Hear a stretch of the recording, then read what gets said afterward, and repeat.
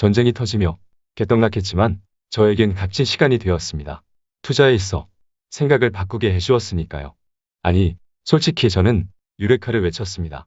작년 델타 변이부터 이어온 예측할 수 없었던 악재의 연속은 저에게 깨달음을 주었습니다. 그 깨달음을 통해 저에게 초능력이 생겼습니다. 전쟁이 터져도, 금리를 올려도, 심지어 경기 침체가 와도 성장할 수밖에 없는 정해진 미래, 떡상할 종목이 명확하게 구분되는 초능력이 생겼습니다. 제가 하는 말이 도라이 같겠지만 저는 정말 매우 진지하고요. 저에게 초능력을 준 그지 같은 시장에 감사함을 느낍니다. 최악의 시장을 만나지 않았다면 어쩔 뻔했나 싶을 정도입니다. 모두를 위해 값지게 초능력을 사용하겠습니다. 이미 초능력의 진실은 증명되고 있습니다. 겨우 시작에 불과합니다. 다 들어오이소. 멤버십 가입을 눌러주세요.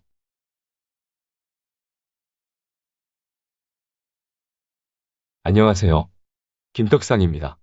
오늘은 김떡상이 하반기 스타가 될 종목으로 지목을 하며 물타기 의견을 드렸던 종목을 살펴볼 겁니다. 장담을 한 지는 얼마 되지는 않았습니다. 대충 한 달 반 정도가 지난 것 같네요. 하반기를 앞두고 지금은 어떻게 지내고 있는지 같이 살펴보면 좋을 것 같습니다. 김떡상이 하반기 스타가 될 종목이라고 물타기 하랬던 그때 그 종목, 지금 만나러 갑니다. 출발! 먼저 실적 추정치를 뜯어보고 시작하겠습니다. 작년 4분기는 최악이었습니다. 매출은 나쁘지 않았지만 영업이익이 바닥이었고요. 올해 1분기도 다소 회복은 했지만 이익의 역성장을 거두었습니다. 심지어 지금도 마찬가지입니다. 2분기도 매출은 괜찮게 성장하지만 이익이 역성장을 합니다. 하지만 하반기가 확실히 좋습니다. 3분기부터 매출뿐만 아니라 이익 모두 전년 동기 대비 강력한 턴어라운드를 하게 됩니다. 그래서 하반기 스타가 된다고 한 거였고요. 그래서 하반기를 타겟으로 물타기 의견도 전했습니다. 기억이 안 나세요? 그럼 기억이 나도록 그때 했던 얘기를 리바이벌 하겠습니다. 하반기는 물론이고요. 중요한 것은 내년 실적의 성장입니다. 매출도 훌륭한 성장이 전망되지만 정체되고 오히려 역성장했던 이익이 내년에는 강력한 증가세로 돌아섭니다.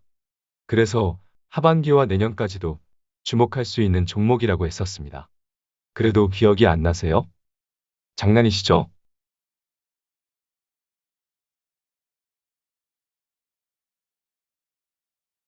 그럼 이 기업의 사업 구성을 볼까요? 매출 비중을 보니 케미칼 화학 부문이 주력 사업으로 보이고요. 그 다음으로 태양광 사업을 두 번째, 매출 비중이 높은 사업으로 영위하고 있습니다. 보아하니 매출 비중이 가장 높은 화학 사업은 올해와 내년까지 외형 성장은 하지만 이익이 정체되어 있기 때문에 돈을 버는 가장 중요한 사업이지만 성장을 이끄는 사업은 아닌 것으로 보이네요. 보아하니 두 번째로 매출 비중이 높은 태양광 사업이 말썽이군요. 작년에도 올해도 적자를 거둘 것으로 보이니 가장 말썽이 되는 사업군으로 보입니다. 작년부터 계속 적자였습니다. 보통 말썽이 아니었어요. 작년 4분기가 최악이었고요. 올해 1분기도 마찬가지고요. 2분기도 안 좋습니다.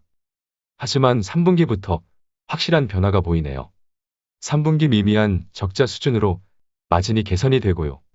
4분기엔 드디어 흑자 전환에 성공할 것으로 보이니 이보다 좋을 수는 없는 상황입니다.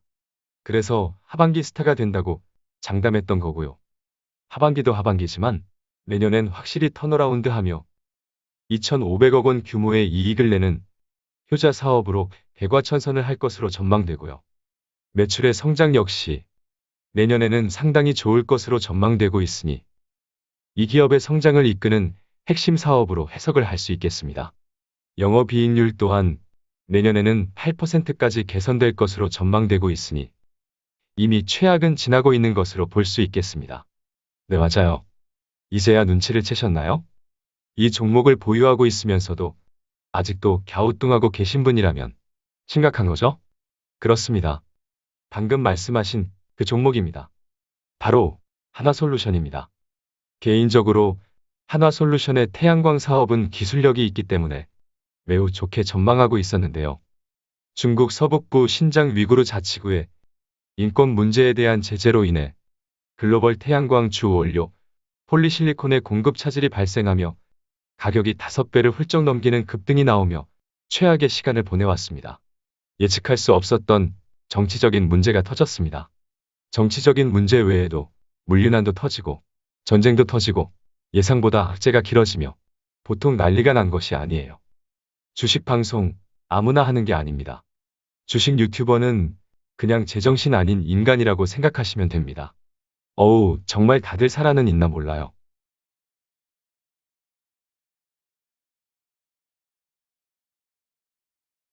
처음부터 2025년까지 투자하자고 했던 종목인데도 꼴랑 아직 2022년밖에 안 되었는데도 꼬집고 때리고 보통 두들겨 맞은 게 아닙니다.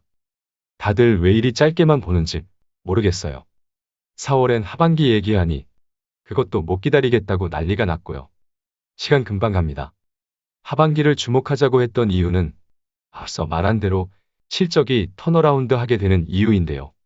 하반기 실적 턴어라운드를 기대할 수 있었던 이유는 바로 그동안 오랜 시간 말썽이 되었던 폴리실리콘의 공급이 확실히 개선이 되기 시작하기 때문입니다. 지금도 그렇게 보고 있고요. 그동안 매우 부족했던 폴리실리콘 생산의 경우 중국 내 기존 업체는 물론 신규 업체들의 진입으로 연말까지 30만 톤 신규 가동이 시작되고요.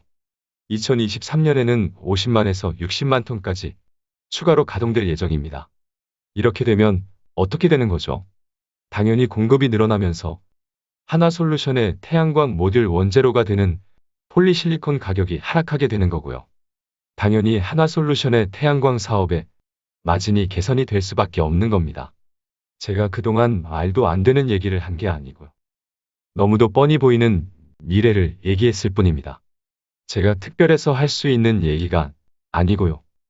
누구나 판단할 수 있는 뻔히 보이는 미래입니다. 그동안 모듈의 가격은 바닥에서 오르지 못하고 있었는데 원재료인 폴리실리콘이 과도하게 혼자서 급등한 상태였던 것을 알 수 있는 그림입니다. 하나솔루션과 같은 태양광 셀과 모듈 업체의 경우는 2012년도처럼 원재료 폴리실리콘 가격보다 모듈과 셀의 가격이 더 우위에 있어야 업황이 좋아지는 겁니다.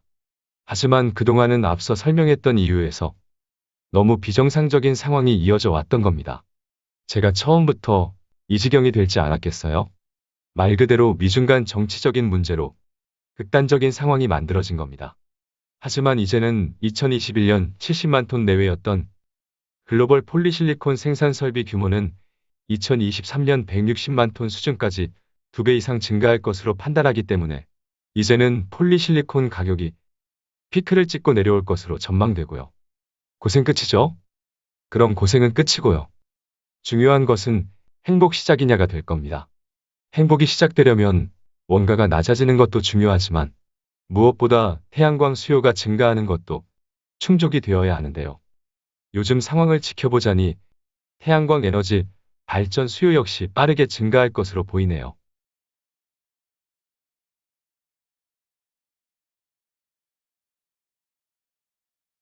탄소 감축이라는 환경적 측면도 있지만 러시아 에너지 의존도 축소라는 안보적 측면에서 태양광과 같은 신재생 에너지의 필요성이 커지고 있기 때문입니다. 미국과 유럽 등 일부 지역에서는 태양광 발전 단가가 이미 가장 저렴해지면서 중장기 에너지 믹스에서 주력 에너지원으로의 활용을 계획하고 있는데요. 2022년 글로벌 태양광 설치 수요는 230기가로 전년 대비 약 25% 성장할 전망입니다. 그리고 2025년엔 최소 250기가를 넘어서 2030년엔 최소 330기가를 넘어설 것으로 전망되고 있습니다.